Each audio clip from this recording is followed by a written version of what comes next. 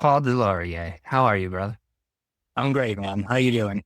I'm doing all right. It's been a while since we've been face to face, but I appreciate you coming on here and sharing your story with the creative community.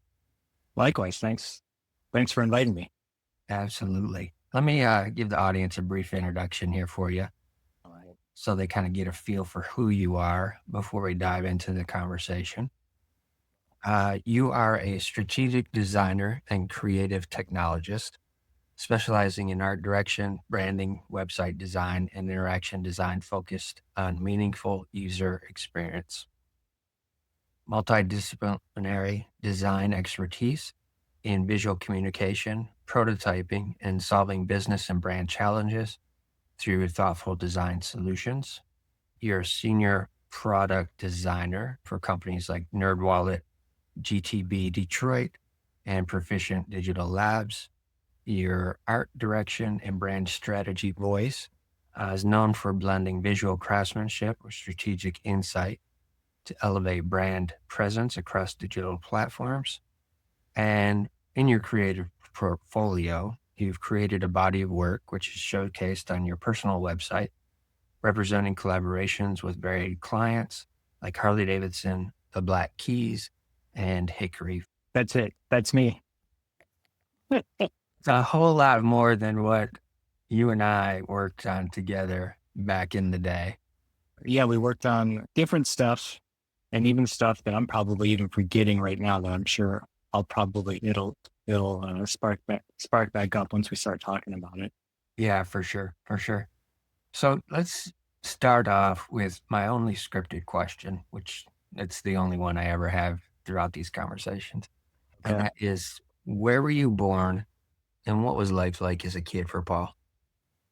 Oh, that's awesome question. I was born here in Michigan. We're talking in Michigan today, and that's where I was born in the city of Detroit specifically. And I was a product of the late 70s and the early 80s. We grew up in Warren, Michigan, which is just a suburb outside of Detroit.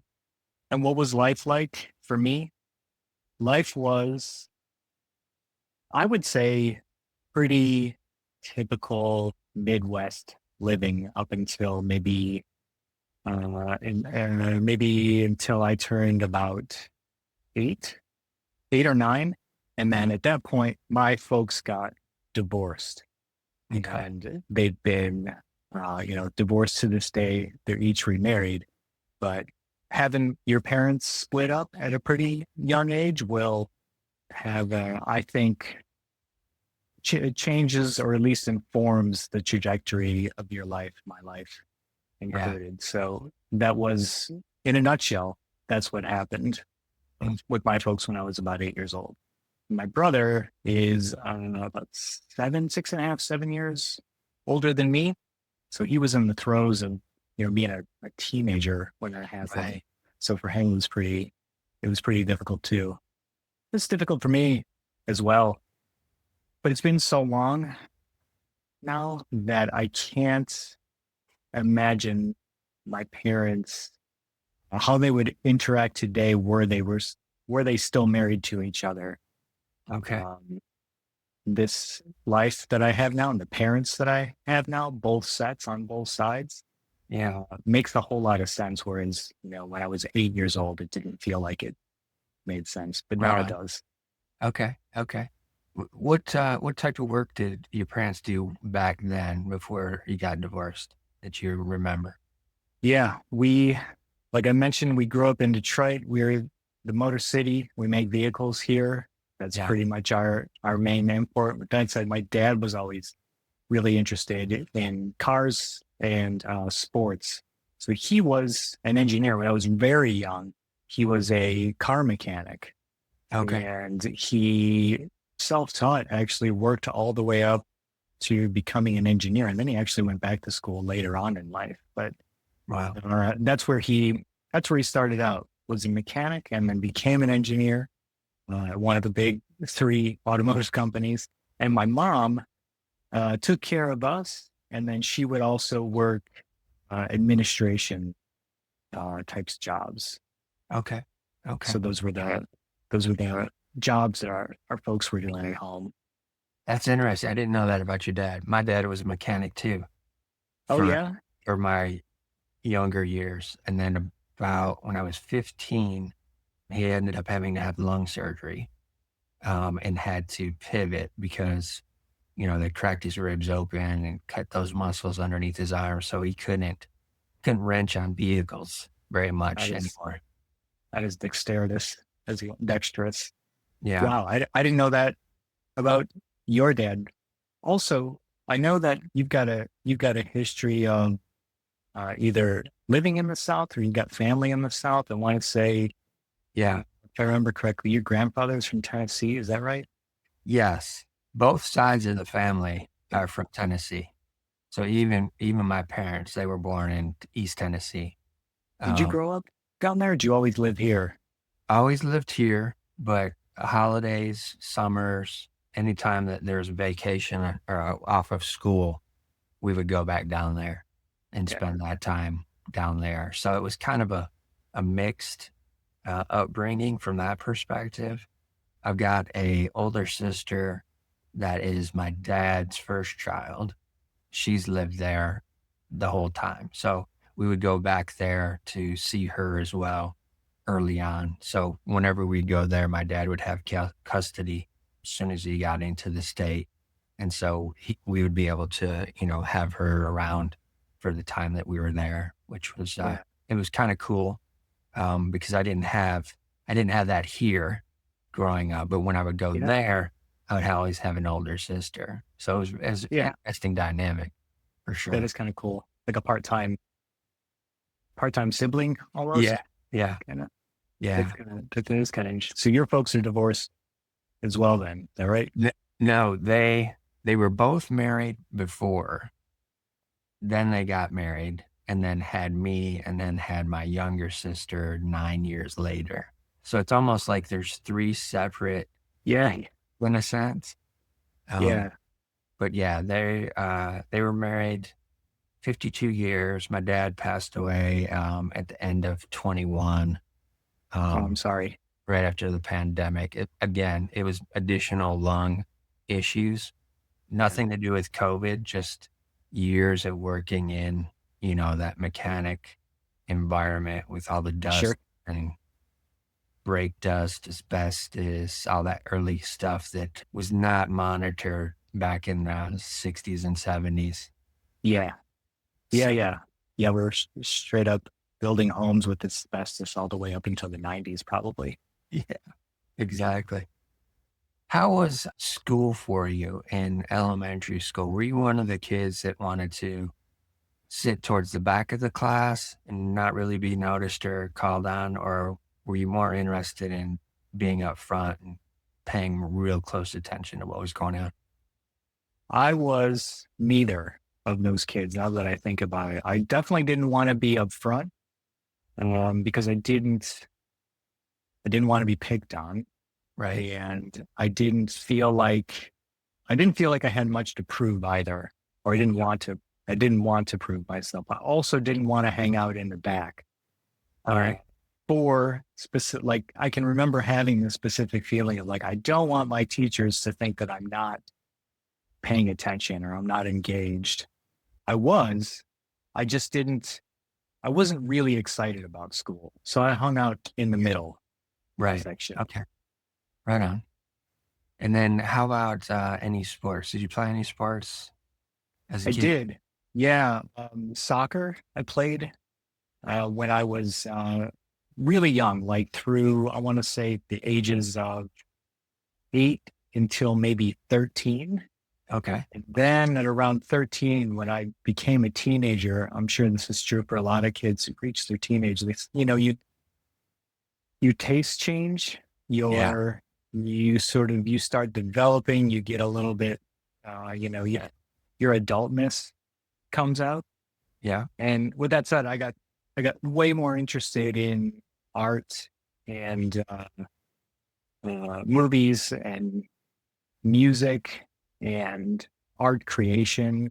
And so, excuse me, the idea of becoming an athlete or being even interested in sports in general. Just really kind of fell off to the Okay. side.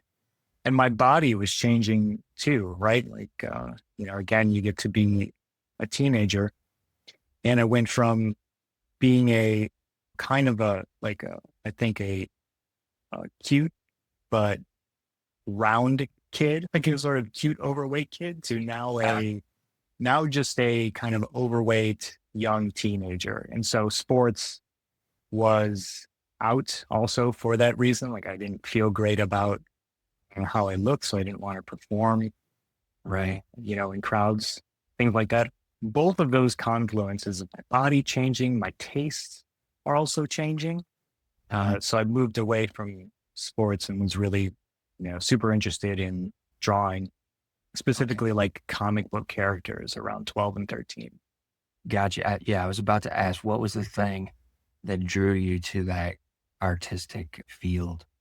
Specifically, it was Mad magazine. Do you remember Mad? Yes. Okay. Yeah. So my brother, he's older than me, right? He's Yeah. about 7 years, and he would get them because he loved them. He thought they were funny.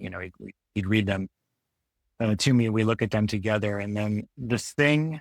I don't know if you remember this, but the back inside cover of the Mad magazine always had this thing that you could fold into like a Z fold or a trifold, and it would be Yeah. full color. And it would be the same sort of glossy paper as the cover. And the covers were always super cool because they had that Alfred E. Newman character on the front. But then that inside back cover, it would be a it would be a large sort of landscape type of scene.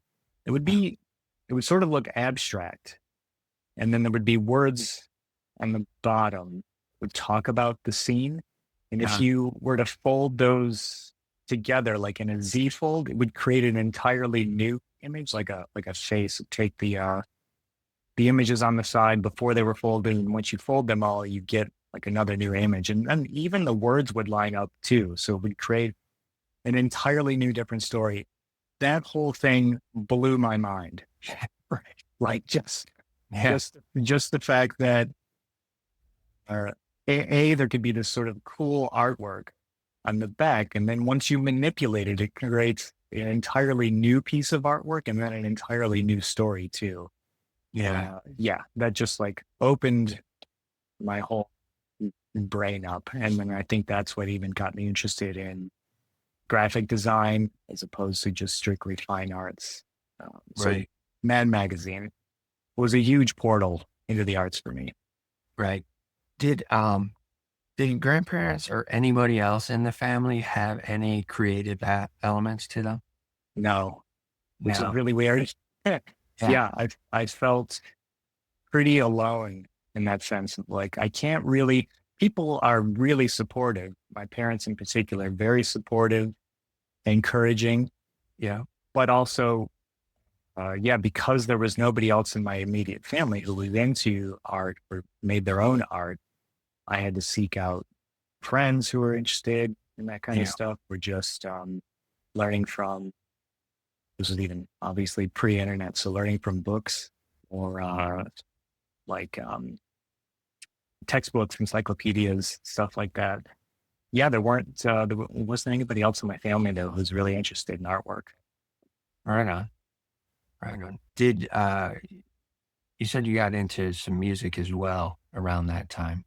Yeah, Was your brother into music at all? yes, Okay. huge. I'm forever grateful for having an older brother for very many reasons, a lot of reasons. But I think for a lot of teens, a lot of male teens, I think it's super important to have like a guy or a person that will show you cool shit. And that was totally my brother because um, Nice. he was so much older than me, not so much, but like when you're 12 and your brother's 17, that's quite an age difference. You can consume a lot of cool stuff at that age when you're probably not supposed to be consuming it because you're so young. But I'm super Right. thankful. Like, I learned hip hop by hanging out with my brother. I learned metal by hanging out with my brother, punk rock, and then Yeah, all of the stuff that goes along with all all three of those genres. for You know. sure. For So yeah, sure. he was a big influence on me in terms of music and friends and stuff like that. Right on. Once you got into high school, did you start to seek out art classes and stuff like that even more so? Yeah, for sure. Even before high school, like if I think back to grade school and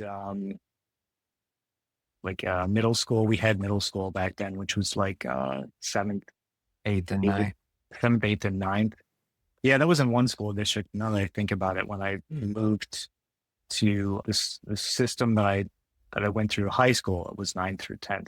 Either way, even before high school, I remember wanting to take art classes or being around, trying to be around other kids who were interested in art, making things. And then, yeah, specifically in high school, your first 2 years, you have a lot of prerequisites and stuff that you kind of have to take. But yeah, I can remember my 11th and 12th grade was all of the art classes that I could like legally take. I was I was taking them. Yeah, whatever other requirements that I had to do. I was always trying to be in art classes or photography classes. I even took pottery classes, which I was not good at, but I was just interested in trying new things and making stuff. Right, for sure. For sure. Did you do any music, like band or anything like that? Yes, I was in a bunch of failed bands. One of them pretty in particular with our mutual friend Dennis. We had our own band, which really was just kind of to amuse each other, but it was super fun. And we'd record music again, just to sort of like just to make a tape and then create the album artwork and Okay. then have a thing that we Yeah. could say that this was ours. Yeah. Yeah, did all that stuff. I learned how to play guitar. I used to play, I took lessons when I was really young. And then in those lessons, I was just asking the guy to teach me how to play Metallica songs. So I ended up just like learning how to read music in tablature and then learning songs that way and Okay. just kind of experimenting with guitar. And then, like I said, being in failed bands that, didn't really go anywhere, but were super important in terms of entertaining ourselves and just kind of Yeah. creating fun and bad music. Right, right. That's interesting that you were able to um, grab on to reading the music as well. A lot of creatives that I've known that are musicians or that have dabbled in music, they don't always have the ability to read the music. They can usually play by ear or figure it out by chords and different things like that. But reading it a lot of times, that's a different level of skill set. To this day, I don't read music anymore, but I remember learning. I remember like reading textbooks about notes and then recognizing what those notes look like on the page, and I would piece together that these notes translate to this chord on a guitar. But then I learned it was so much easier to maybe listen to a song or like read tablature for guitar books and stuff like that, and they could Right. figure out how to play tunes that way. But yeah, that's a skill that I didn't cultivate a whole lot. But yeah, I remember trying to learn that at a pretty young age though. Right on. At what age do you and Dennis cross paths? I was in ninth grade. He was in 10th grade. Okay. And so high school, he graduated 1 year before I did. And I remember the exact time I ever saw him. Has he told you this story? I can I retell the story. Yeah, no, go ahead. I don't think we ever got into it or I ever heard it. So the very first time that I met him was in our gym class.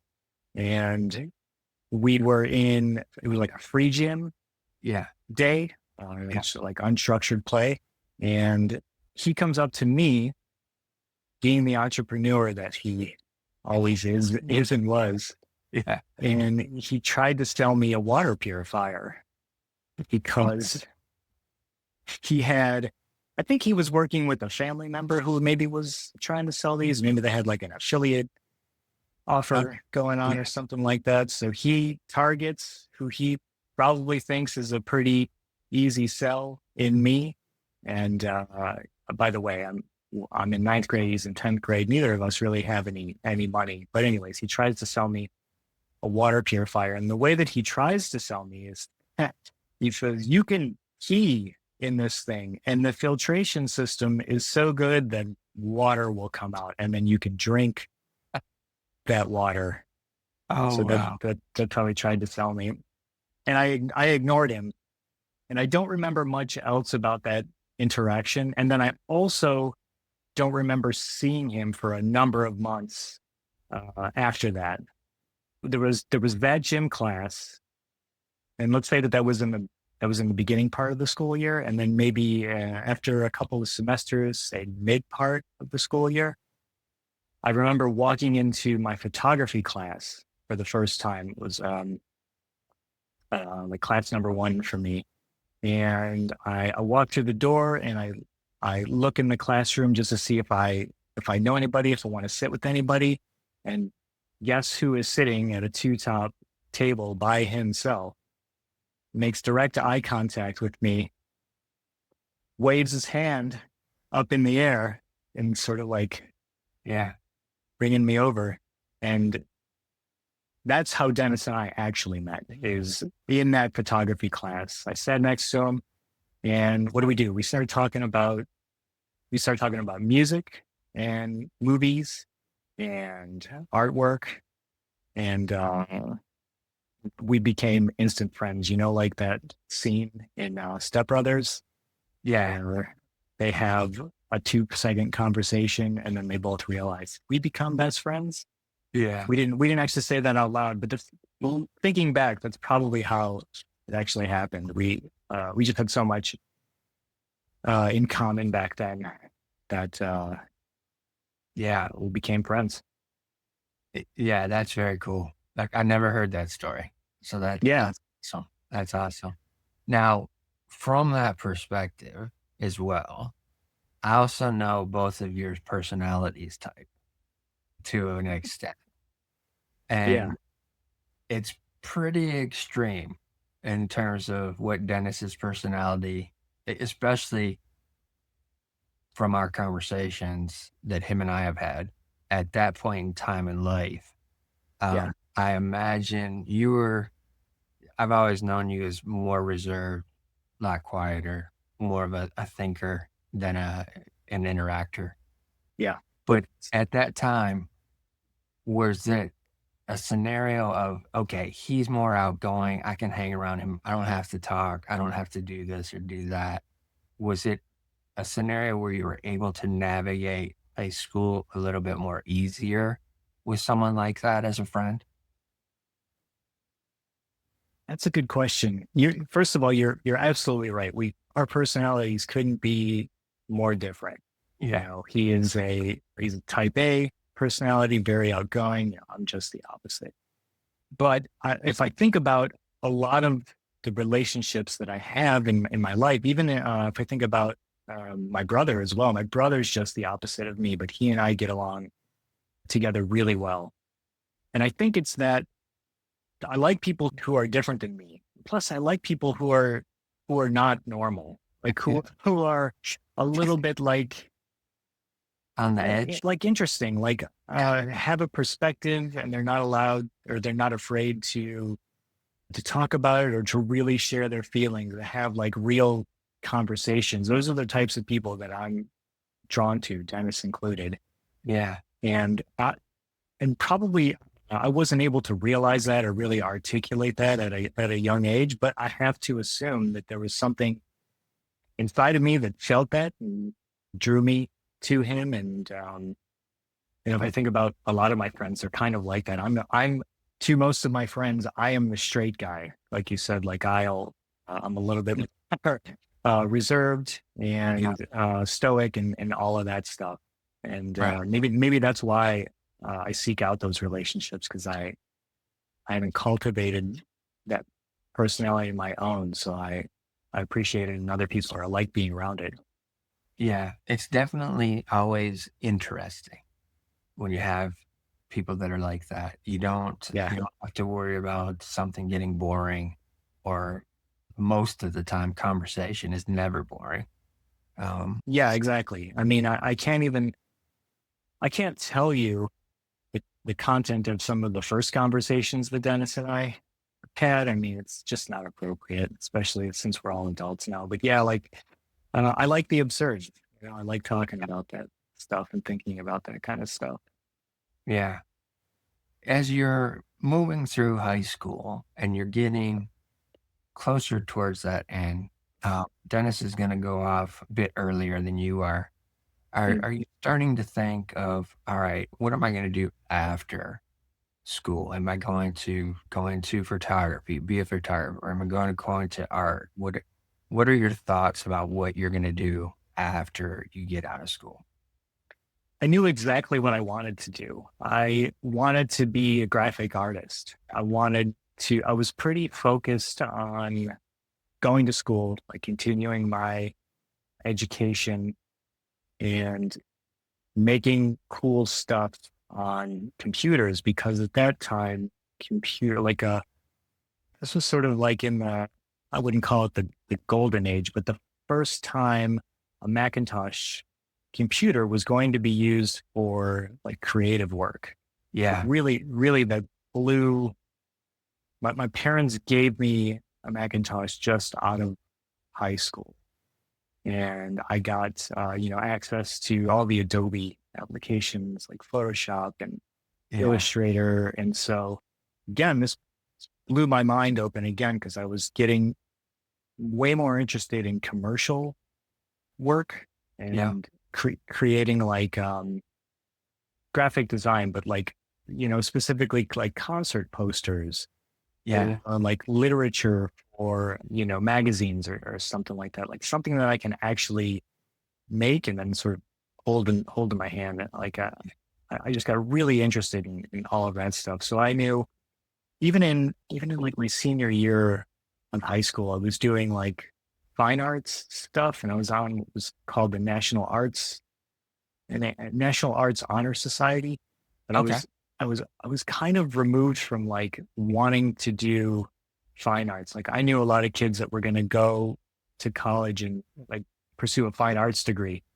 right, But I became really interested in commercial artwork, and I was trying to like, I wanted like a career. I mhm, wanted to have some sort of like, I wanted to use this art thing to actually create a job. And I thought the only viable solution was to be a graphic artist, because I knew that that's a skill somebody would hire me for.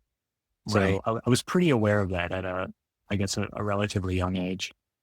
got you. And And that was sort of, sorry to interrupt you, but I was just thinking that was kind of the same time that Dennis and I started working together, and we created that little agency that we had, like the first version of that. yeah, was it called Eclipse from the start?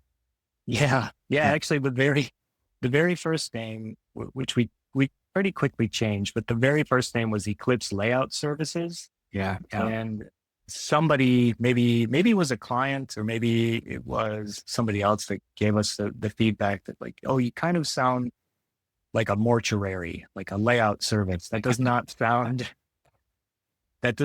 like you're a couple of graphic designers. So we right, just shortened it to Eclipse after that. yeah. Yeah, I remember around that time, I was doing the graphic design stuff myself, but I was doing a lot of the hand-drawn layout and Yeah. how everything that was pre-computer, and I was taking all my client work into 3D printing there on CAS, um, Yeah. to Nick and George Calvet. Oh man. Oh my God. I haven't thought about. those names and years. I know exactly who you're talking. Yeah, because we started. I want to say that was the impetus for how we all started working together, right? It was, absolutely was, because at Yeah, that point too, because I was taking them the stuff, and of course, as I'm drawing things out and laying it out by hand and taking it to them, they're like, "Hey, this is causing us a lot of extra work. So what I would like for you to do is go meet these guys. They do most of our layout stuff anyways. So go over, meet with them, show them what you got. They can do the stuff, pre-prep stuff of that's what right. we need, and it can be an easier, smoother process.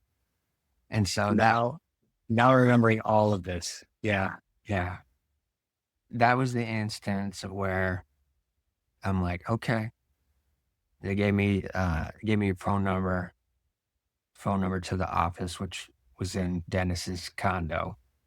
And okay, so when we met you, it was the condo. Do you ever remember going to like a basement office in Mount Clemens? Does that ring a no, bell?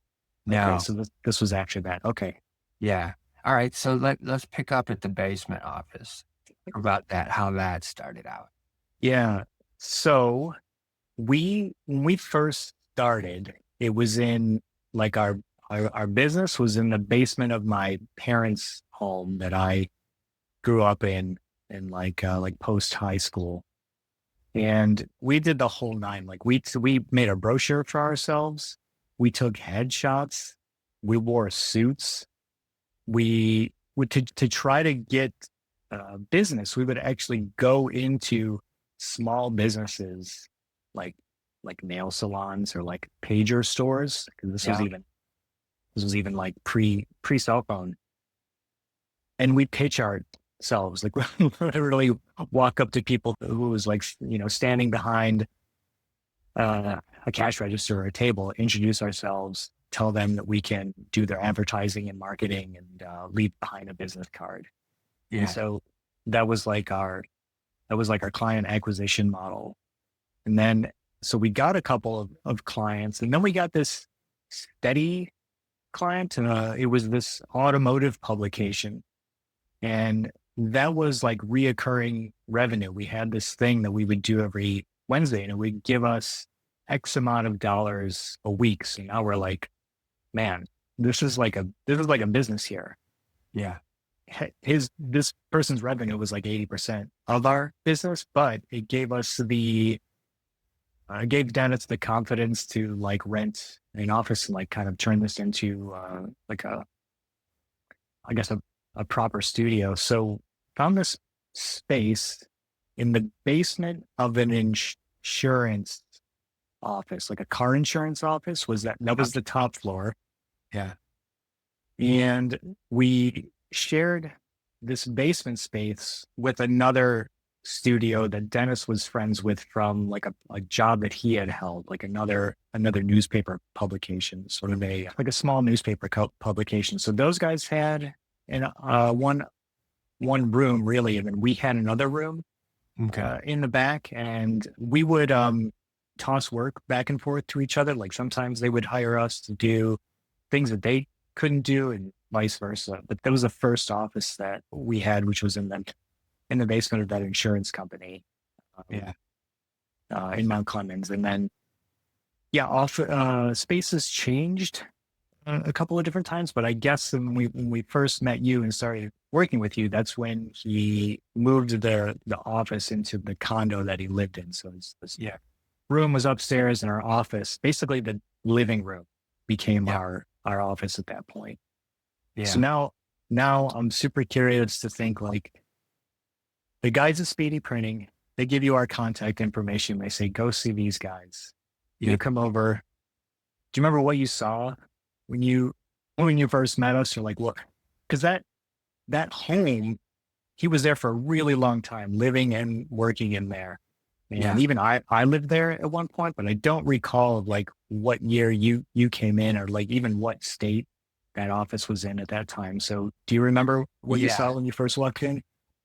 When I first walked in, the kitchen was right off to the right, Yeah. and to the left of the kitchen was the upstairs.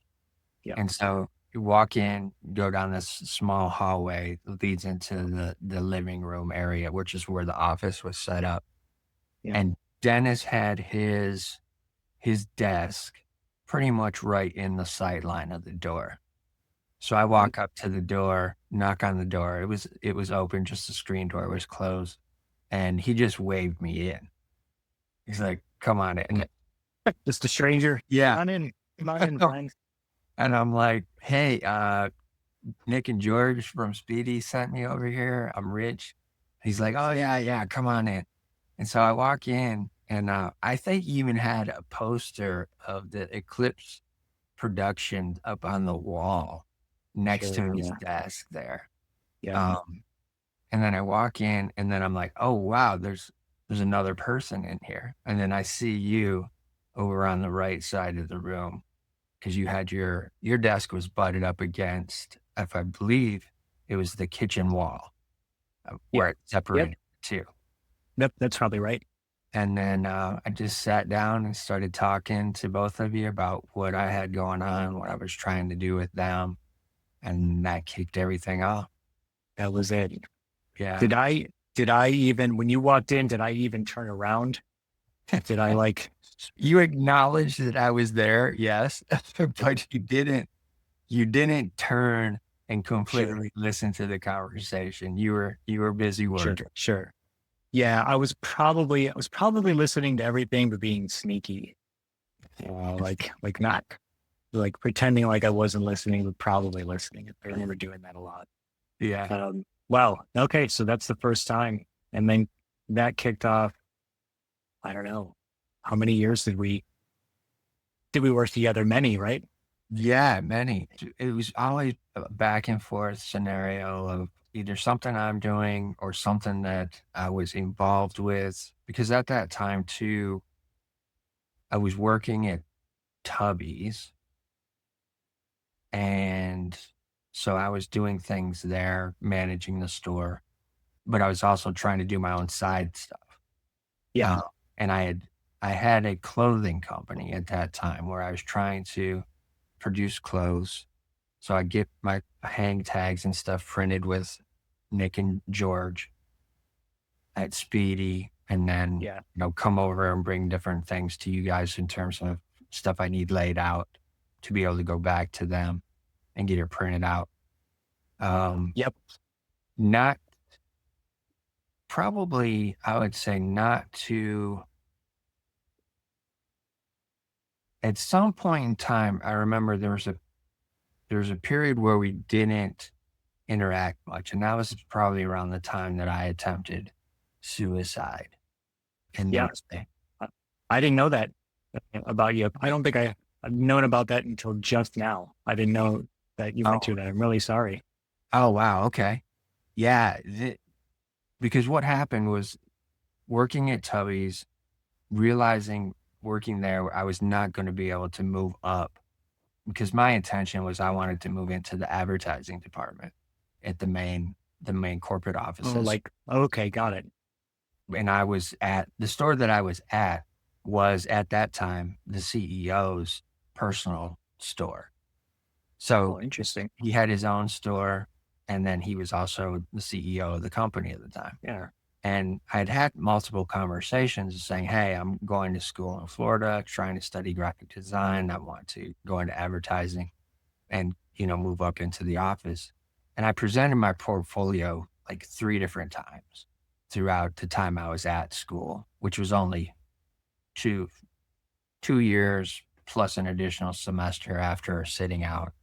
And so that wasn't enough of portfolio visuals to be able to present to somebody for a pitch in the job application or opportunity. And so there just wasn't enough there in hindsight that they could see how it would translate for me moving into advertising. So So you pitched your portfolio to the CEO? Is that who you're talking about? yeah, Okay. yeah, And they just didn't see it. no, didn't see it. Okay. So it was a whole scenario of, all right, this isn't going to happen.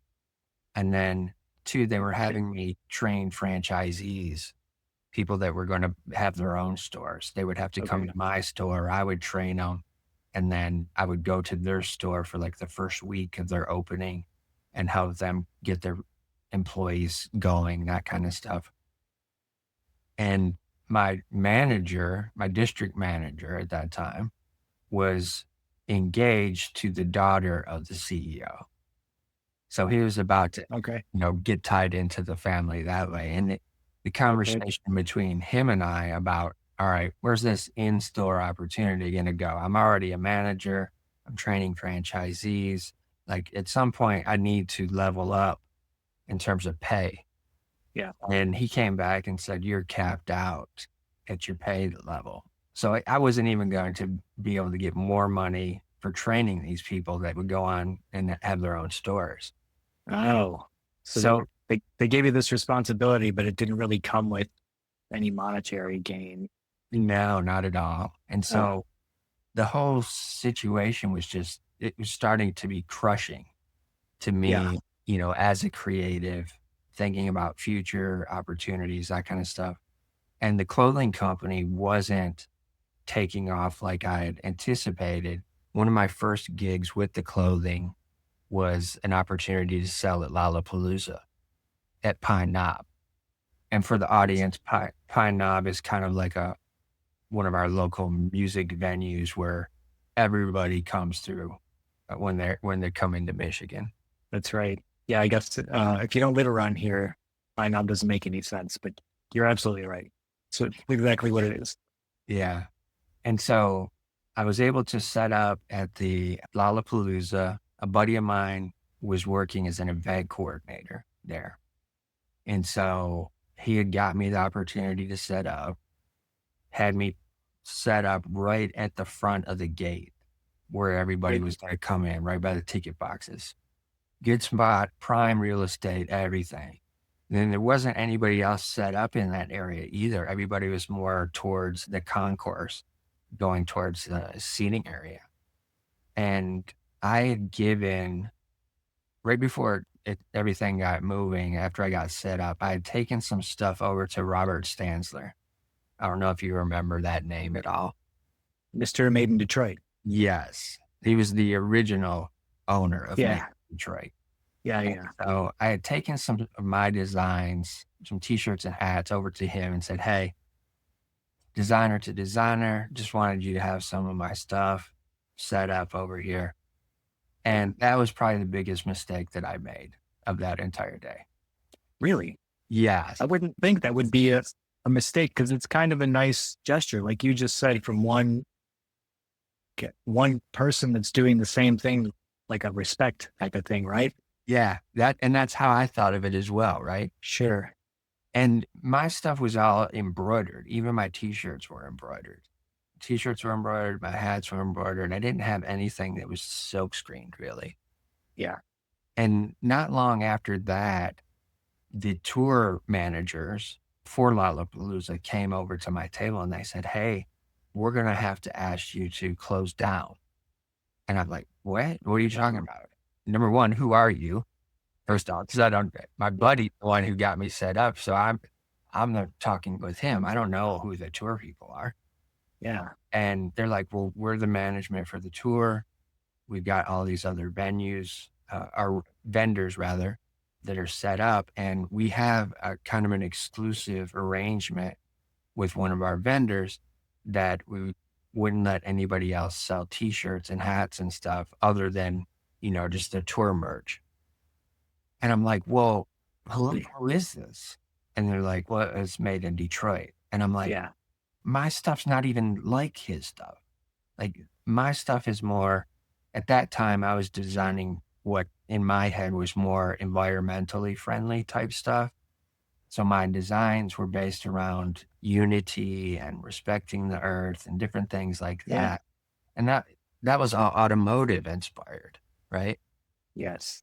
And so I was like, it's not even the same stuff. I'm not competing with his target market.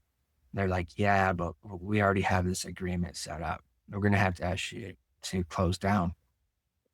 And I'm like, well, can you get my buddy Derek on the phone? Can you get him over here on the walkie talkie? Get him so we can have a conversation with him because he's the one who said I could set up. He comes over and he's trying to talk to him and he starts arguing with him. And ultimately, it's like, they were like, look, guy, this is our tour. You're just the house support here at the venue. And so we have this huge contract with your bosses and we need him to close down. And so Derek comes back over. He's like, yeah, I'm sorry, dude, but we got to have you close down because they're just going to push their authority and we're not going to get anywhere. And it'll end up causing bigger problems. Yeah. And out of credit to them, they gave me an all access pass. And they're like, hey, you don't have to leave this venue or anything like that. You can hang out, enjoy the shows, the concert, all the different artists. This will get you anywhere you need to go. We just can't have you selling. So they did give me something for making me close down. But yeah, but you were there to sell your merch and get your brand out into the public. yeah, Sure. So like seeing the show was probably nice of them, but you were there for business, yeah. And I'm assuming that it's because the other guy said something, right? Like you Yes. showed, so he realized that you were there.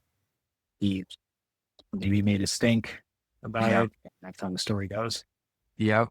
Just for simple fact, if he's like, all right, here's another designer who's set up, it's going to be money coming out of my pocket. So Yeah. can't have it. And for me, it was like, wait a second, I just spent all this money in anticipation of making sales here. Yeah.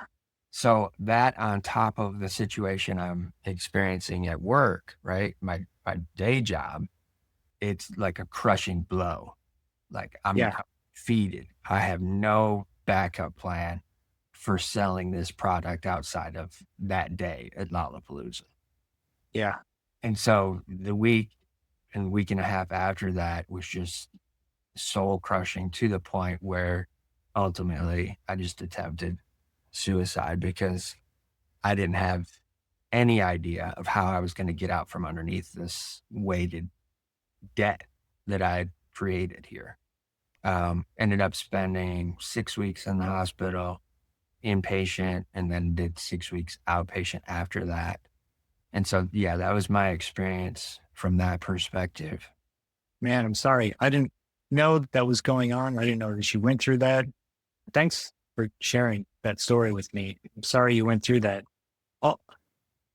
Ultimately, do you feel that like the events that led up to that are not ideal? It's not what you wanted, but there's like, if I can put this in perspective of like my life, like things have happened, horrible things have happened in my life, but I've used that as, a method to pivot or maybe think differently about things Yeah. and use that as a strength mechanism.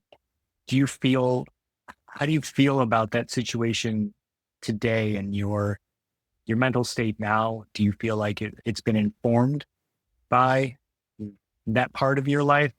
Do you feel, yeah, I don't want to put words here, but how does that make you, Yeah. feel? It doesn't, it started the journey of trying to figure out, okay, why is my brain not able to solve a problem? Number one, it's like, Yeah. why can't I think my way out of this? Because at that point, I was big. I had pretty much the ability to figure out stuff, reverse engineer it, break it down, and then figure out how to best put it back together. This was one thing that I couldn't figure out. Yeah. So from that perspective, to answer the question, it definitely informed me of trying to learn how to think of things in a different way. But from the mental state, like after that, even when I met you guys, like that had taken place. And I still had it in my head that at some point I'm just getting out of this world.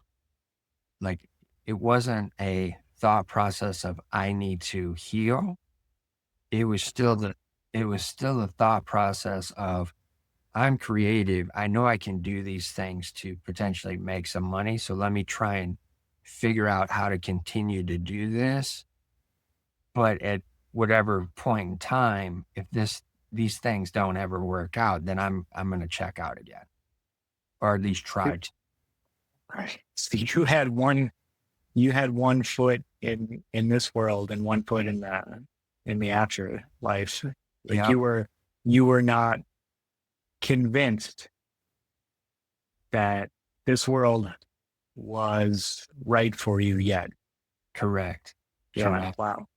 And this was all sort of, you were experiencing this, you were sort of wrestling with all of this stuff. But what I assume was probably the bulk of the relationship that I had with you at that time, but I just Yeah. didn't know. Yeah. It was 100%. 100%. Because I didn't even get to a place of, even though I was going to therapy, because I had started prior to the attempt going to therapy. And fortunately, the psychiatrist that I had, she was a resident at the hospital, St. John's on Maross in Okay. Detroit. She was a resident there, Okay. and then had her private practice as well.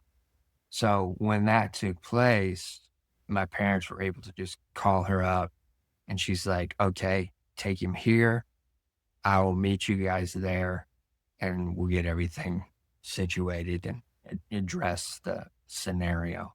So that was a bonus from that perspective. Yeah. But thereafter, still continuing, trying to do therapy and all that kind of stuff over the years, didn't really get to a place of truly tapping into some healing work until probably 2017, when really, I got in contact with an intuitive healer in St. Augustine, Florida. Her name's Marilyn Edwards. Yeah. And I started working with her in exchange for doing graphic design and branding and stuff like that. And we, still do that stuff for each other ever since. Yeah.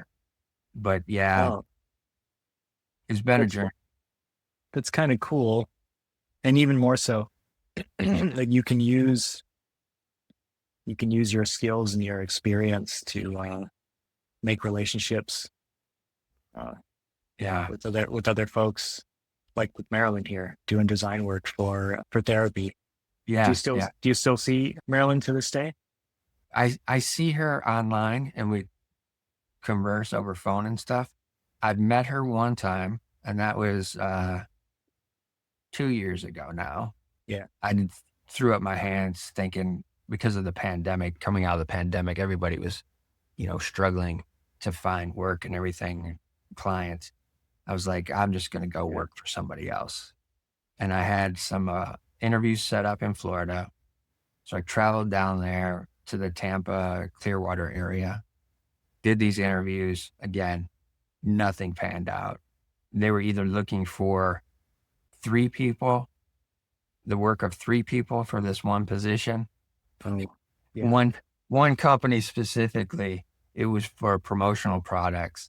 And, we know promotional products. That's something that's been a part of our journeys as well. Yeah. And because I didn't know CAD, knew how to do everything else and have all this experience, even the jewelry experience now behind me, creating jewelry. Yeah, that's right. Because I didn't know how to do CAD, that eliminated me from the pool of candidates for this position at a Oh, promotional products company. And I was like, I just can't win for losing here. so that I they had, wanted graphic design, yeah, illustration, and computer CAD as well. yes, That's a lot. It's a lot to ask. yeah. And, they only want to pay one wage, one salary for that. Yeah, right. Yeah, of I'll course. see those people. Of course. Yeah.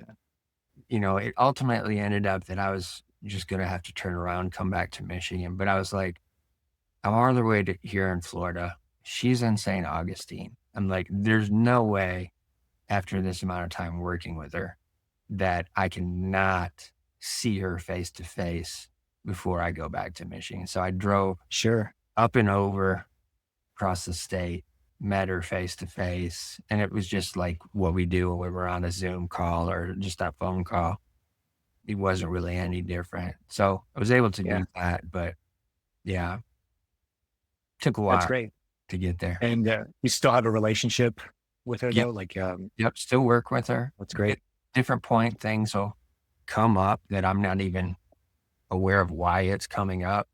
Something will come up and she's like, "All right, let's get on a call, talk about it and work through it." Oh yeah. Like feelings, emotions, Yep, thoughts, yep, stuff like that. Oh, so she's available yeah, to talk about that. Oh man, that's great. That's invaluable to have somebody like that. yeah, for sure, for sure. But back to that scenario of meeting you guys, it was in my head of like, all right, at least these guys know more than I do when it comes to the computer stuff. So let me, try to work with them as much as possible. And then at some point in time, conversation came up about Dennis's band.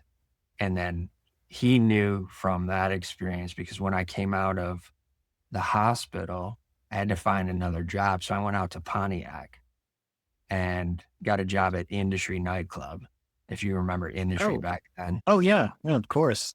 Like seminal nightclub, Yeah. like 90s, early aughts. Yep. And so I started working the door there and then saw the opportunity to make event posters and stuff for them, business Hmm. cards, and then ultimately That's right. you guys helped lay that stuff out. That's right. Yeah, I can recall now that you say that doing business cards for industry and like I want to say like shirt graphics, maybe Yeah. for like employees, Yep. maybe security folks too. Yeah, I can remember. I can remember all that stuff now. Man, this is going back. Yeah. And around that time too is when I was introduced by some buddies of mine who had another band called 40 Ounce for 4OD. The D standard for I it's remember short this. for Richard. I remember going to what was the name of that concert venue in Mount Clemens? The big one. The Hayloft, No, it was like a Emerald. small theater, Emerald. There you go. I remember myself, you, maybe some other people. I remember going to see them perform there with House of Killers. That sound right? Yeah, Anyways, there was the like they were on the bill that night. I remember seeing a couple different bands and I really liked them at the time. yeah, so Yeah. those guys introduced me to Kid Rock, and so Yeah. at that point, he had been dropped from 2 labels, and he was just doing everything independently, and when Dennis found out that I was in connection with him, he's like, "Hey, we've got this band. What do you think are some possibilities?" And I'm like, "Well, let's see what happens." And then that just kind of turned into, at some point, me trying to help Dennis with the torsion, Yeah. try trying to get them into venues. So it was also a circle of seeing opportunity for design work, Yeah. bringing sharing it with you guys, and then also the music scene scenarios, trying to just meld everything together. But Yeah. all while too, in my head, I'm still dealing with that depression, that all of that stuff, and at that point, I didn't have anxiety like I've had later on in life, because like you said, I had a foot in one world and one in the other, so it Yeah. didn't matter to me. I was free willy whatever. Like, Yeah. if it killed me, alright, cool, I'm done. Yeah. Yeah. That's interesting. Did you feel like you didn't have anything to lose Yeah, anyway? yeah. Yeah. Okay. And it's a bit twisted on my part because I didn't have any consideration at that point in time for my family what it would do to my family, what it had Yeah. potentially done to my family. Like, it was not registering in my head because I was so tied up of trying to get out of this internal pain that I was dealing with. Yeah. Um, and at that point in time too, was kind of when I got a little bit of the information from Dennis about his father. Oh, yeah. And so that's where that connection for him and I kind of started to be a little bit tighter in a sense because of those experiences. And for those that are listening, Dennis's episode is one of the earlier episodes of season one, where we dive deep into that whole storyline of Dennis's father committing suicide and how he dealt with that thereafter. Which, let's bring that back to working with Dennis and Okay. being in that environment as a creative and having these opportunities as you guys had as a business. How was that situation for you in terms of realizing at a certain point things are starting to shift and change and you're having your own ideas of what you want to be a part of, what you don't want to be a part of? Yeah. That time was just chaos for, Exactly. That's why I'm there. for me. Yeah. As you can imagine. So yeah, you know a little bit about me and my personality, Dennis, and like, even if I think about all of the people that we were like, all of the people in our orbit back then, Yeah. it was all very chaotic. Living in that home, working together, Yeah. the different bands and people in bands, and then all of those people that sort of come along with that. Plus, I'm at one point living there, and Yeah. then also working there, and then I'm also in college too, and Yeah. and that is that's a sort of like separate side from me. Like it was kind of this was like during that time, like do it yourself culture was like super popular and important. So like the idea of me having my own thoughts and my own goals and like wanting to educate myself is like not very cool. So I kept like that part of my life separate. Yeah. And then I can remember just like incidentally, I remember being like hung up on a girl and like having been broken up with. And I'm like, late teens, early 20s, like it's this confluence of shit, like trying to be an adult, try to do adult things, but then like I'm also a kid Yeah. and I'm also really good friends with this person, but we're working together and there's conflicts that inherently happen there. It's like, when do you turn the friendship off and turn the business partner side on?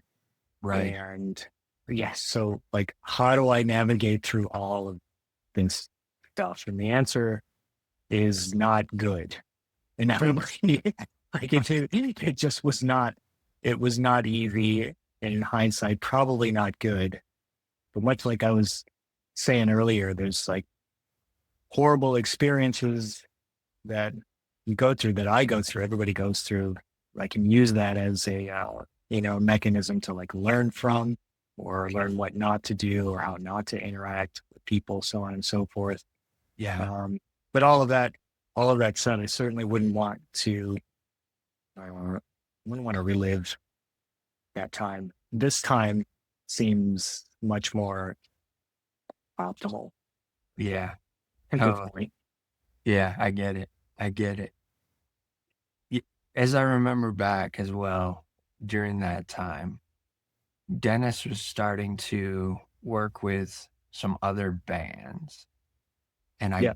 believe that's when you guys decided that you were going to not be partners any longer. You were going to go ahead and go off and do your own thing. He was going to be able to go ahead and continue doing his thing.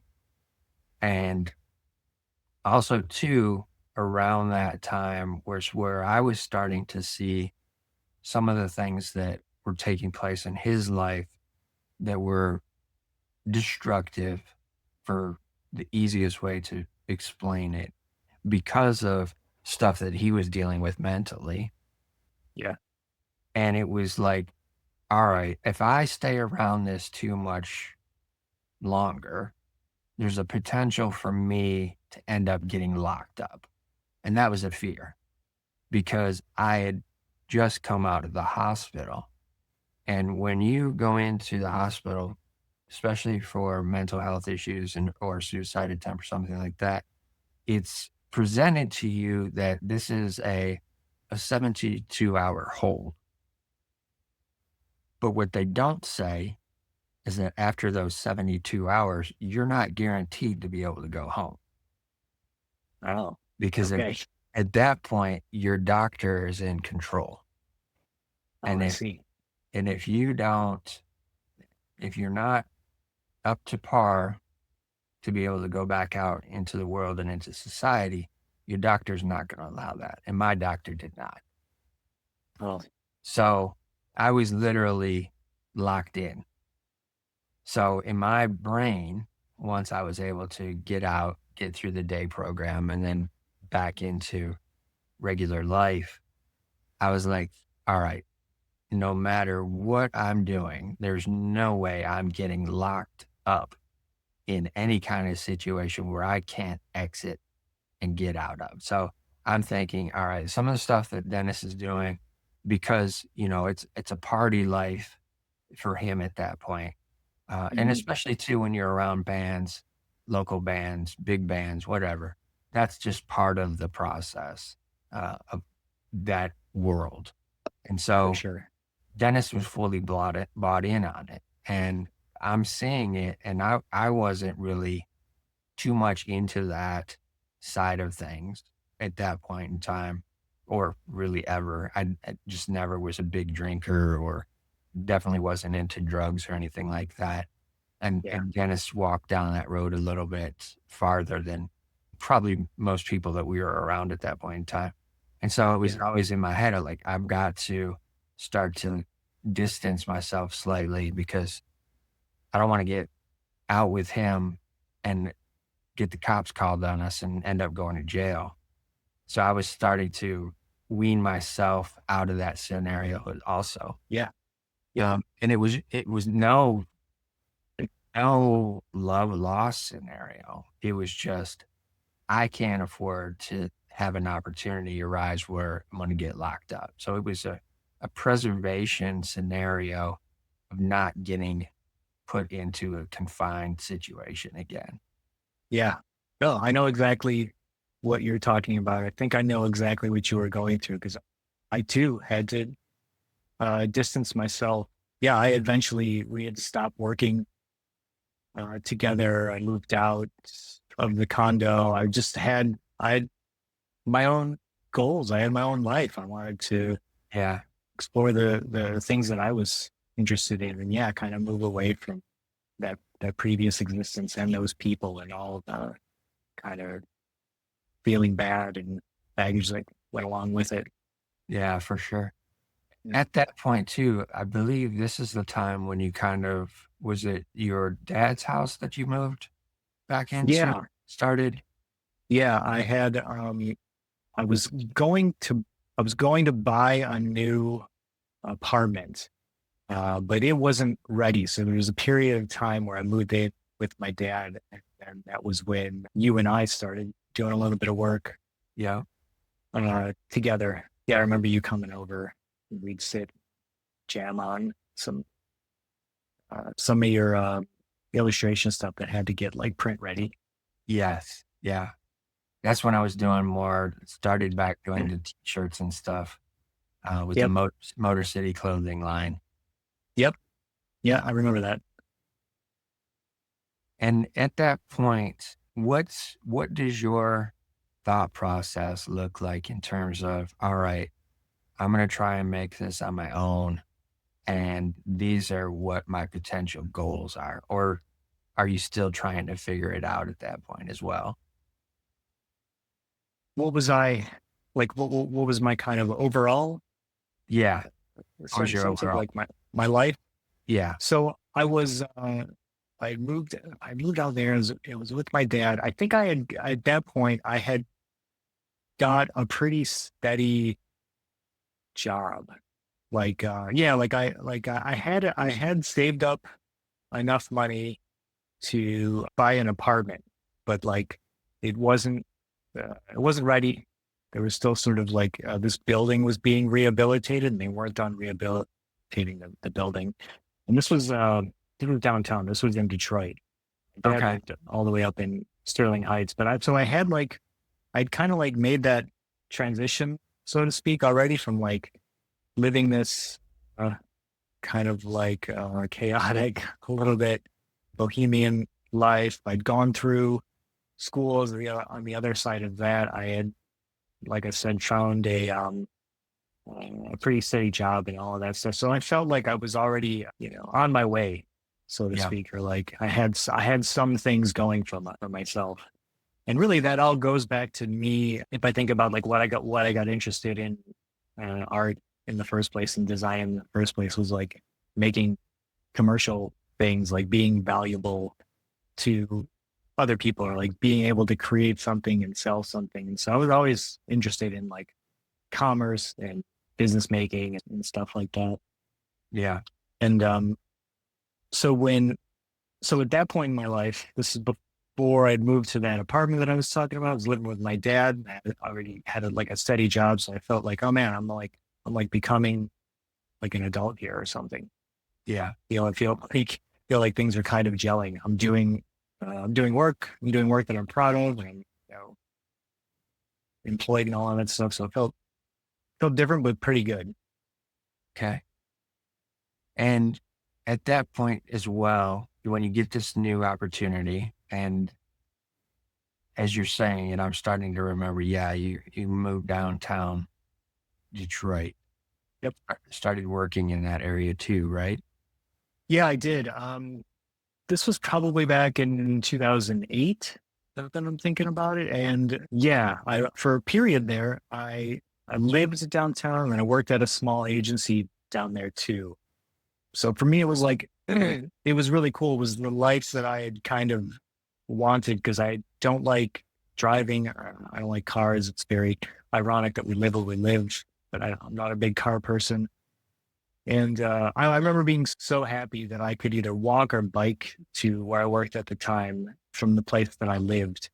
Yeah. And yeah, it was super cool. I thought it was really cool. Right. Once you got into that new job and that experience and were able to realize, okay, I don't have to go out and really chase clients anymore. I've got something that's stable and I don't have to stress about those types of things as independent creatives do most of the time. What did that do for you in terms of, all right, now I can breathe a little bit.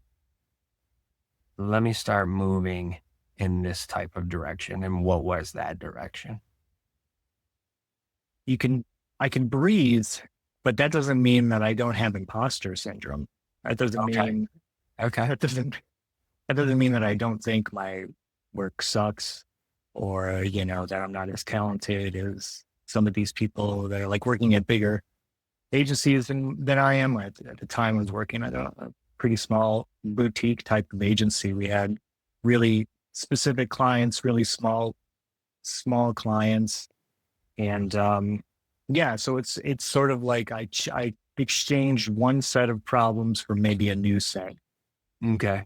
of of problems, or you can frame it as an opportunity, but not to say that while I was going through it at the time, I certainly did feel like I had anxiety in terms of my capabilities or my talent, stuff like Okay. that. I don't know if that ever faded. As I get older, as I become more experienced, I feel like you do things enough, then it's like, it's not your first rodeo anymore. You Right. get a little bit more confident. But I think the work of you make things and you put those things out in the world, and people expect if you expect people to pay for them or buy them from you, inherently, I'm going to feel, I can't speak for everybody. I'm going to feel as if it's not good enough. For sure. I totally get it. For as confident as, you might be with your abilities or skills, there's always that small piece. It's like, this sucks. Yeah, for sure. If you look back through the storyline, as we've talked about it today, if you look back to that point, that 8-year-old boy who saw his parents starting to split up, and I know this was a scenario that ran through Dennis's head with the conversation that I had with him, is there's a little bit of, am I the reason why this is taking place, potentially? The separation? Yeah. Did you feel any of that? And did that create any of that quote unquote imposter syndrome origin? No, first, I never felt like their separation had anything to do with me. Okay. And I know that from a feeling standpoint. And then when I think about logistically what happened, there's a couple of things that were probably going on for my parents. They were super young when All right. they got married. They were 19 and 20. Oh, wow. And Okay. Yeah. So they didn't even know themselves. Right. At that point, even as a man, your amygdala isn't even fully formed until you're 25. So you don't have a sense of who you are, how you fit in the world. So they were really young. So that has nothing to do with me. I think what I did get out of all of that, though, is this sense of a fractured family. So what I think is sacred is not true. Right. The first 8 years of my life, I'm thinking that this is my home. These are my people. My life is always going to be like this. So I got this. What I got was what I think is true isn't necessarily true, and Right. nothing necessarily lasts forever either. So Yeah. if anything, things got a little less precious, but that also in turn put pressure on me to what's the word, like warm well or be successful Yeah. Okay. in my own life, because I got the feeling that I had to be self sufficient, Sufficient. Yeah. know? Yeah. So if I got anything from that, it wasn't guilt about them splitting up or thinking that it was my fault. If I got anything, it was this sort of pressure of doing something Right. with myself, with my life. Okay. And then the fear associated with that if I fail to do so, which still permeates to this day. right? Yeah. If I'm being really honest, it's probably a motivational, or maybe not motivational, but it's a contributing fear that gives me a little bit of motivational Yeah. emphasis to keep doing the things that I like doing or improve upon the things that I'm already doing, so on and so forth. Same thing with my health stuff. Yeah. 2008-ish, you are in this small boutique agency doing what you do. And you're in this creative environment, but you're also feeling, okay, maybe I'm not as good as I anticipated or thought that I was. How long did you stay in that environment before you potentially looked for something else to move into? I stayed there for, I don't remember the exact timeline, but let's call it a couple of years, probably no more than 2 years. And then something else happened. My life changed because I got married back then too. So I went from, and then a whole new world when kind of happened after that. So I was living by myself in Detroit, and then I get married, and the place I lived in was way too small for 2 people. It was like 600 square feet, and it's great for one person, but not so great for 2 people. So so a couple of things happened. I was actually still working at that agency, but we moved a little bit further south in the city to just a larger place. And then we were there for only about 6 months. 'Cause two things happened. First, the walls started leaking Oh, wow. whenever it would rain inside, which is really weird because it was like an 8-story building, and I think we were on the sixth floor, and somehow water would still leak even as we were 2 floors down. How? So there was that. Walls are leaking, and then the second part was that I get offered a job. I got another job offer, but this was all the way in Ann Arbor. Okay. So we move out of the city and we go to Ann Arbor. And even that only lasted like about a year because this was kind of a startup place, and those those places don't necessarily always last as that Right. business goes.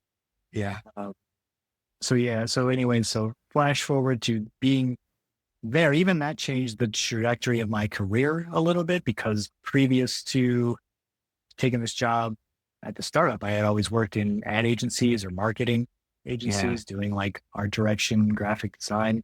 Yeah. And then I pivoted to like UX design and designing interfaces and websites and doing digital design, which is something that was always, I had become interested in that. But then this was the first opportunity where I got to, work for a company and do that. Right. And that changed like the nature of my work and the trajectory of my career after that.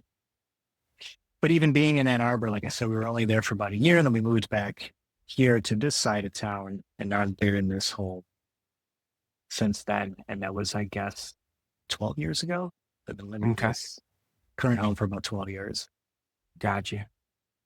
And once you left Ann Arbor, I'm assuming again that's another pivot into another company design Yeah. wise. Yeah. But actually, yeah, when I came back, there was something really ironic happened. Like I came back here for a job that was in Detroit, and then that one didn't work out. And then I was offered another job with a company that was in Ann Arbor, but I had already moved back to this side of town. So then I started commuting from like this area all the way over to Ann Arbor for a handful of years. And that's Which that's at least a 45-minute drive at that point, right? Yeah. yeah, it was quite a drive, 2 ways each day for a while. Yeah. That's and for your dislike in transportation. I know. I know, right? It sounds like a horrible idea in hindsight now that I say it out loud. But yeah, it's true. I did that drive for a handful of years, maybe 4, something like Yeah. that. One of the things that I noticed in preparing your intro was the Harley Davidson stuff that you did. And Yeah. I had worked with Harley Davidson when I was doing my fashion shows and stuff like that. Yeah, I remember that. But to see you be able to do something in terms of branding and helping to launch a product, that really was like, oh, wow, that's super cool. How did that come across your purview for that opportunity? That was pitch work for one of the agencies that I worked at downtown. So they had, let's see, they were hosting an event. I want to say that this event was at like a music festival. Maybe it was a South by Southwest type of thing, or maybe it was an X Games type of thing. I don't really Okay. remember. Yeah. But they had this at the time, they had this tagline. That tagline was called United by Independence. Hmm. So it was this whole campaign around like being an independent person, an independent thinker, and how the bike can give you that independence. And like, so what is the brand around that campaign gonna look like? And what's the mood, the feel, the sort of overall art direction, creative direction. So yeah, I worked on that, and I did a bunch of like logos and concepts for what that tagline could look like. That came Right. in the form of like, actually, a lot of that stuff, now that I'm recalling, this is a while ago, I hand wrote a lot of that stuff, just with a Okay. marker, and I'd scan it in Yeah. and then bring it into Illustrator and sort of manipulate it. Yeah. And then like picking photographers to shoot scenes and stuff like that, like just doing kind of overall creative direction mapping and stuff. And they ended up using that for whatever part of the experience was. Mm-hmm. And yeah, that's it. Just it's fun stuff, like kind of cool to get to work with a brand like that and pitch work like that. That seems so different than the work that I do nowadays, though. Yeah. Like it's like I lived a different Life. I lived a different life. Yeah, back then working in agencies. Yeah, I just haven't done that in a while. Right. With one of the things that you mentioned earlier was your health. And Yeah. I noticed that you have a different look of Yeah. from what you did when we first met. You had some of that early teen weight that had carried through for a while for you. And, Oh man. I did notice once you were able to pivot into working for yourself, that became something that was a little bit more from a mindset standpoint you were conscious of. Because I did see you start at that point in time to start to work on that and notice that. But as we're here today, there's a drastic difference in terms of that perspective. My overall look, for folks wondering what you're talking about, like when Rich and I first met, I was probably 80, 85, maybe 90 pounds heavier than what I'm walking around at these days. Yeah. And I was, it was kind of like remember when we were talking about earlier, like by the time that I hit 13, Yeah. I kind Yeah. of transitioned away from liking sports and into art. It was also the time that my body was changing. So I just gained weight, Yeah. continued to gain weight all the way through my 20s, and Mhm. then never really, really thought about it. No, I thought about it all the time. That's not true, but I never really addressed it until, again, around 2008-ish, when I moved into that new apartment. Yeah. That whole year, my life went through a whole lot of changes during that time. And I can tell you specifically what happened too. I think by the tail end, you and I were started to work for each other. I think I was becoming a little bit more aware of my body, wanting to make changes, maybe even going in that direction of making changes, eating better, Yeah. things like that. But when I moved into that apartment building, like I had mentioned, it was a new construction. And so I was one of the first people to move in there. So Okay. occupancy was pretty low. And there was, in the basement of this building, there was a new gym. And because occupancy was low, and I was one of the few folks that lived in there, barely anybody was in that gym. Right. And the biggest hurdle for me to start working out, or like, I would never even think of joining a gym because of the experience of like people looking at me or people judging me Yeah. for the way I look, and then also not knowing what I'm doing on this workout equipment. Those two hurdles were way too much for me to overcome. And so Yeah. I would have never joined a gym, so on and so forth. So anyways, this was the perfect opportunity. Like I was at an age where I had I had that job, and I kind of had this life where I would go to work in the morning, and then I would come home, and then like just kind of do that thing of like nothing, or like Mm. maybe sit around, eat dinner, watch television. This was like early social media, so it wasn't even like scrolling through Instagram or anything like that. That didn't even exist. But I had this sort of like flash forward of like I'm unhappy with myself. I'm unhappy with the way that I look. I can continue to live this life, have this job, come home, do nothing, get up, do that, do the job again. It's just sort of do that over and over again. And I got sad. I got sick and feeling that way. So all of that stuff was enough to get me to go to the gym. Mhm. And the first time I remember going in there, I looked at around all the equipment and there was an elliptical machine. And I'm like, I bet I could figure that out. And sure enough, it's pretty easy. Get on it Yeah. and start moving. I did like 5 minutes, not much.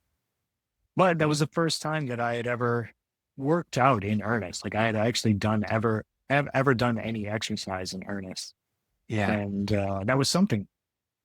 And the next night, come home, I come back and I do, 7 minutes on the elliptical. Then I just started compounding. I just got consistent. I would do my exercise every night. Then I got interested in like, what other exercises could I do? There's other equipment in this place. And then, I remember started reading Men's Health, and then Men's Health had an app. I remember downloading that app, and you could follow along on workouts. And it just started steamrolling. Like, as soon as I saw results, call it like 2 weeks of consistent working out, maybe I lost a couple of pounds or whatever. And that was humongous. Like, holy cow, Yeah. you can, I could just be consistent, and like see changes. And so anyways, I got super interested in exercising. I got super interested in food and nutrition and eating better. So I changed my whole lifestyle. Like I don't even, and I don't think this was necessarily an indicator of good health, but I stopped eating meat for a while there. I was a pretty Okay. strict vegan, and then I went to vegetarian. Now I eat fish, but I don't eat a whole lot of meat anymore. Okay. And even to this day, I'm still exercising. I'm still training 6 to 7 days a week. It's just part of life now. And it's all because of like that gym being free and available and nobody there, and me just being like just sick enough to want to make a change. So that's huge. Like those circumstances are huge for me. Absolutely. And I think that's a wonderful message for the audience as well, because us as creatives that are computer related creatives or artists or whatever, our life is basically sedentary. Yeah. Not a whole lot of movement going on. You're right. It's sitting in this chair for 8, 9+ hours a day. And you're right. Sitting it's quietly murdering you. So it's super important to get up and do some moving around, Yeah. get your exercise in. Yeah. It- and even from that perspective too, thinking about, improving your health, which in turn improves your mental health as well. Because when you start eating better and you start exercising, the chemicals of the brain start moving and start interacting and start allowing for brain capacity to start functioning more optimally as it should. And I think that's just another good example of how a person can change a mental state as well as their own lifestyle. Just a simple act of, okay, here's an opportunity. I'm not going to be really bothered or feel judged or looked at because I have this, gym here where I live and there's Yeah. not really enough people in the building to occupy it completely. So let me just step into this and see what happens, see what it feels like. Um, Yeah. and that Yeah, turns into a whole new lifestyle for you. for sure. And then that's one piece of being, physically healthy, I think is one piece. And then there's the mental health, mental stability piece that I don't think I don't even want to call it obtained, because it's hard to say that even to this day, like Okay. I've mastered it. But I would say that I didn't even start to really address that piece of myself until 2016, 2021, something like that. All right. Pandemic era. That was when I first started seeing a therapist Okay. for the first time. So yeah, that was between those two events, like the getting healthy, so 2008 and 2020, that's a long time to, Right. deal with imposter syndrome, stuff that we had talked about previously, or even like me just dealing with my feelings in general. Mm, Like, like going back to, we were talking about my parents getting a divorce and how did I feel about that? And what did it do to me? right. Um, the other thing that happened to me, and I think I get this from my parents, is that everything became like fine, quote unquote. Like, Yeah. this is fine. I can get through this. I can be tough. I can have the mental fortitude to navigate my way through this situation. So I don't want to talk about it. Yeah. I kind of want to, I don't want to face my fears or bring, I don't even want to like let people know that I might even be afraid, because that can seem like a weakness. These are all the things that I was feeling and I didn't really deal with until 5 years ago. And was there a specific instance, Paul, or was it just a clarity of thought that made you decide to step in that direction? Yeah, it was my wife, 100%. Okay. Yeah, she's also not feeling well, like sort of not, wasn't in a good mental health space. And Okay. I'm also, because of the way that I'm moving through this world of, I think everything's fine. We don't have any problems. I don't have to address anything. So I wasn't able to give her the attention and support that she needed from her partner. Yeah. And because of all of that, because of that situation, she asked me to join her during her therapy sessions. She was already in Okay. therapy before me. So she asked me to join, so that now between the three of us, myself, my wife, and her therapist, we could start to work on this situation. And we did. Nice. I mean, Mm, it took a couple of years. yeah. Like we were in therapy for a while. Yeah. Well, I commend you for that. And the reason I say that is because of a lot of times when a relationship gets to that point and it- there's a realization of, hey, I'm not getting what I need from this relationship. I'm not Yeah. getting what I anticipated from this relationship anymore. And to make the choice to go and seek some help, go seek some outside advice. Then she also comes back to you and says, hey, we need to have a conversation. I'm doing this Yeah. and I would like for you to be a part of this. Yeah. Yeah. Because I imagine there's, you still have to have that love there, right? To even make that an option. There Yeah. has to be that connection that's still there in some form or fashion to make the connection of, hey, listen, I've been working on this. Now I need you to become a part of me working on this, Yeah. so that we can get to another level of our relationship and our marriage and life. And to be willing as a man to say, okay, I recognize you need this from me, and then giving it a go, giving it a shot, seeing how it can work out. Because there's many men out there in society that are like, no, I'm not going to somebody else to tell me what my problems are that Yeah. doesn't even know me, right? Yeah. And a lot of times it's not even that being the issue, it's an issue of somebody having a different perspective who can present it to you in a way that maybe allows you to look at it differently. Yeah. Yeah. It's kind of the same scenario if you're in an agency environment and you're art directing or creative directing, you got these different individuals that work with you who have their different skill sets, right? And if you got a problem on a project and you just can't figure it out as the lead, as the art director or the creative director, you're just like, I'm not seeing something here. And then you're presenting to the team, you're like, hey, this is the problem that we're running up against that I'm seeing.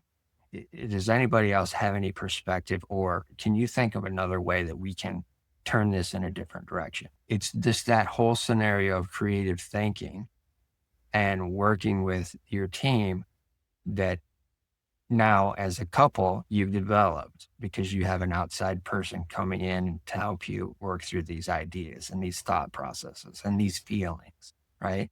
Yeah. It's Yeah. that same scenario as what you experience in a creative environment to deal with a client problem. Now it's just in a personal life problem.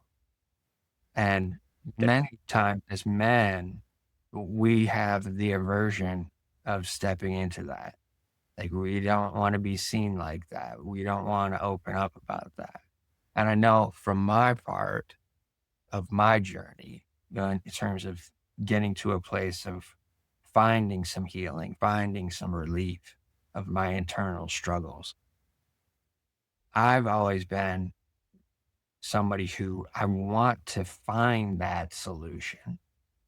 Yeah. I want to figure this out, because if I can't figure it out, then I have to listen to that voice that's still saying, look, we can check out at any time here. You don't have to deal with this. You can just keep going Yeah. and you can go off in this other direction and just let everything else go. So I've always had that wanting to figure things out. And for an individual like yourself and like me, who we step into that unknown world of allowing ourselves to be opened up and let somebody pull something out of us that we've been trying to hold on to and keep secret, keep everybody away from seeing it. Yeah. It takes a lot of courage. Um, Yeah. so again, I want to commend you for that. Well, thanks. I appreciate that. I think back then, it was much harder for me to open up. Oh yeah. No, I couldn't even like the situation that you just described in yourself today, how you're looking for the solution and you're willing to open yourself up to other perspectives Yeah. was, I think I was, no, I feel like I was so closed off back then Mm, that I couldn't even entertain that there would be other perspectives other than my own. Like yeah. I couldn't even fathom that my partner was so lonely and so unhappy, Yeah. right? I couldn't Yeah. even, it was hard for me to even think that. And yet I still joined, I still accepted her invitation to join in on her therapy sessions. Really, that was credit to her. I could see how important this was to her. And again, if I think about it from my perspective, I was the everything is fine person. So I didn't think this was a problem to begin with. And I was certainly guarded in the first couple of months. But now I'm almost like I invite uncomfortable situations or conversations. Right. I think that's the good stuff. That's the important stuff to have tricky conversations or just to have open, honest conversations with people. Like that's the fucking stuff of life. Yes, exactly. Exactly. Like, yeah, and I just don't think I would have been able to even express that 4 or 5 years ago. Once you got somewhat comfortable with that, was there a point in throughout that process that you're decided, okay, I'm going to do this on my own? Or was it still just a couple scenario for you? Yeah, and we never broke off and did our own sessions. We were in she had been in therapy before me for a number of years. And then we were in therapy together. It was just about 3 years. Okay. And I loved our therapist. Still miss, I still miss our therapist to this day. And there's like a statute of limitations. Actually, you end a session with a therapist. You're not supposed to be friends with them. I don't necessarily think we would ever become friends, but I got to appreciate the sessions with our therapist so much that I would one day love to become friends with this person.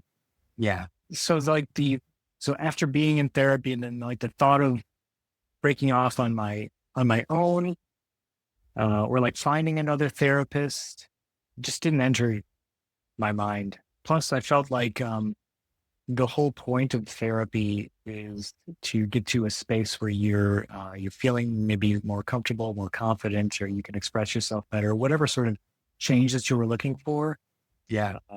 pre and post therapy, I felt like I had gotten there. Nowadays, now that I've been separated from like the regular cadence of talk therapy, I miss it. And now I'm at a point where I don't feel like I feel like I can move through this life and express myself, and I don't have anxiety, things like that. However, I feel like anyone, myself included, could benefit from having regular conversations with impartial Yeah. people. Again, just in the sense of like opening up yourself to us feelings, people, places, things like that. So I almost miss like just not having like a regular therapist anymore. Right. For sure. I totally get it. Totally get it. When you're able to find a therapist that you really like, you really vibe with, that's willing to allow you to do the work versus telling you to do the work. That's it's a treasure, uh, and it's gold. Yeah. Fortunately for me, that's what I had with my psychiatrist, um, and she retired right at right as the pandemic was starting to get going. 2020, I believe, or at the end of 2019, she retired. And for me, that was like, "Oh, crap. What do I do now?" Right? Could really use a therapist right about Yeah, now. at that point in time, because the world was just bonkers. But one of the things that I always appreciated about her was that she was willing to let me explore. She would if there was something that I had a question for, that I was dealing with something and she couldn't answer it, she would have an idea of somebody else who was working in a different modality that might help. And she would suggest and say, "Hey, why don't you take a look at this? Go talk to this person for a while. Let's see if we can get something set up with this other person, see what they can bring to the table." And I would do it. I would go, and if it didn't work, I could figure that out in a couple sessions just because I've been in therapy for so long. And then, there was other scenarios where I would ask stuff about something I was thinking of or something that I could feel. And this was something that I didn't find out and realize until later on in life is that I'm an empath. So anybody that's familiar with empaths or empathy, you're able to feel and sense energy of people, environments, different things like that. And that really affects me. I never really realized that until later on in life. And when I did realize that, I started to be able to ask questions about things that I was sensing that she couldn't answer and explain. Mm. One of those things in particular is spirits. I can sense when spirits are around me or if somebody has passed on is near me or around me. And Wow. I would ask a question about that. And that was completely out of her purview of realm of understanding from a psychiatric standpoint and as a doctor. Sure. Um, she could understand that, yes, that's real, but she didn't have the ability to speak on it in terms of what might help me. She was always willing to allow me to go outside of the office to other individuals see, to see if there was something else out there that could help me. Yeah. And then also too, in like 2007, she suggested that I reach out to a cognitive therapist, somebody that might be able to help me think through things and implement them a little bit more so in my life. And I've been with that cognitive therapist since then. When I went to see her, it was because of an engagement breakup that I was going through. And I was engaged for 2 years from 2005 to 2007. Yeah. And during that time period, I literally lost myself as a creative. I, No kidding. 2007, I couldn't even recognize who I was. Like the creativity was not there. I didn't want to create. I couldn't create because of some of the relationship scenario didn't want me involved in certain things that I had been doing all along. One of those being fashion shows. Didn't want me doing fashion shows. And part of that was just an insecurity of working with models and different things like that. Okay. But losing that ability to be free to do those things started pushing who I was down further and further. And sometimes when I would go to start seeing this cognitive therapist, I was so broke at that point. I could barely get to her office some days. Oh man. So I would leave the house knowing I've got to go and sit down and talk with her, and the anxiety would ramp up so bad. Like I'd get halfway there and be like, I can't come. I'm not going to be able to do it. And she'd be, okay, that's fine. We'll set it at the same time next week and I'll see you then. And so it was, again, another therapist who was understood what was going on and understood that just the simple fact that I got in the car and attempted to go there, that was enough for that day. Yeah. And her being open and allowing me to see that and recognize that it was okay, even if I got there, got into the office, sat down on the couch and was like, I can't do this. I got to leave. She's like, okay, I'll see you next week.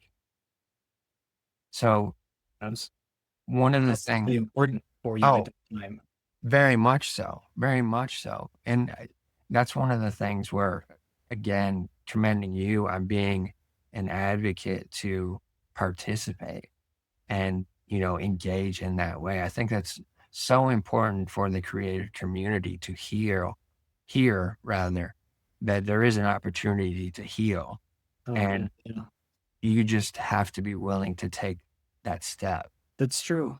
Yeah, I always underestimate that, but you're exactly right. Just taking the step or shifting your perspective, your thinking a little bit. That's, I know, easier said than done, but Right. a pretty important shift to make if you want to. For sure. For sure. And, from my perspective too, leading up to this conversation, it was a bit exciting for me because I remember our interactions back when we were connected a lot more than what we have been over the last decade. Yeah. And I always appreciated it. And it was interesting through the conversation so far when you bring up that imposter syndrome. And in my head, I'm like, oh, yeah, I remember that, Paul. Because I would just go back in time and remember, I'd come to you and be like, hey, this is what I've got. We need to, turn this into some vector art. And you'd do some things right there while I was watching. If it wasn't too detailed, things that were detailed, you're like, I'm going to have to work on this some more, come back in a few days or whatever. Yeah. But you were always asking me, Is this okay? Is this what you want? Is this what you're looking for?" Right? Yeah. And a lot of times we'd be sitting there, I'd say, "Paul, this is what I need. I'm trying to get to here and I can't get there." He'd be like, "All right, well, let's do this." And I'd be like, "Paul, you're a fucking genius. That's exactly what I needed." So it's always been interesting to see that imposter side of you that rises up. That's like, I don't know for sure that I'm good enough to be doing this, but yet I'm willing to do it. And I've always been that person on the other side of it of, bro, you're a genius. Like what you do is good. Yeah, isn't it funny how someone's perception and reality is Oh two yeah. different things, right? Like you had this perception of me in a certain way, but in reality, internally, I have like diarrhea and I can't, I can't function or whatever. And Yeah. say like when we were working together, when we first met each other, and then when you told me about your suicide attempt, I didn't know that that was going on during that time. Yeah. My perception of you at that time was like you were like slick as hell. You're this guy. You're this guy who's working with all these really cool brands. You're hanging out with like Kid Rock and his folks. You're doing work for like Bacardi and Yeah. Yeah. Absolute and stuff like that. So like, Yeah. yeah, in my perception of you is like Rich is the shit. He's working on all this cool stuff, but meanwhile, you're like you're in agony, or Yes. Yes. yeah. We never knew the truth about each other until For sure. January 20th, 2026. Many, Exactly. many years later. Yeah. It's amazing that that's the case, isn't it? Yeah. And, a lot of times it's those perceived notions that keep us from actually learning the true reality of things. Yeah. And that a lot of times is what the actual detriment to most creatives is that they're not inquisitive enough to seek more or learn more or try and look at things in a different way. But Yeah. I think that's why these conversations that I've been trying to have with individuals that I know, individuals that I don't know, that just meet for the first time on a call like this, it's to raise the volume on that perspective that, hey, we all deal with certain things that are either mental or just life experiences that are not the best. And sometimes we get through them. Others we struggle all the way through them. But to have a conversation where we can share that perspective with other creatives and have them have the opportunity to hear this, I think that's what allows for things to start opening up a little bit more. I couldn't agree anymore. Yeah. You're doing a great thing by hosting this podcast, having these conversations. Like I was just saying earlier, like this is really the important stuff. These types of conversations, opening up, truly expressing yourself, even maybe even be willing to be a little bit vulnerable Yeah, in the class exactly. too. I think that is so important for maybe folks who need to hear that. Yeah, absolutely. Absolutely. I think that's a great place for us to be able to close out today, Paul. One of the Like, things that I always want to remind the audience at the end of each one of these episodes, is to always listen to your heart, but as well be kind to your mind. that's good. I like that.